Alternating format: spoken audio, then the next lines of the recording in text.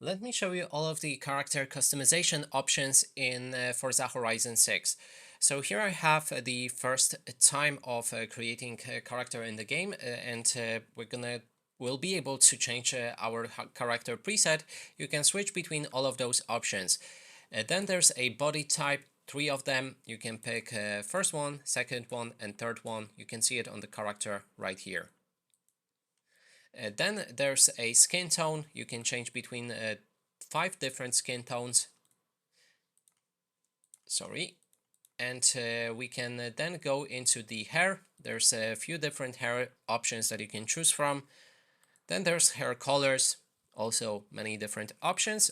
I'm not certain, but I'm pretty sure that you'll be able to unlock even more colors when you play the game and open those loot boxes.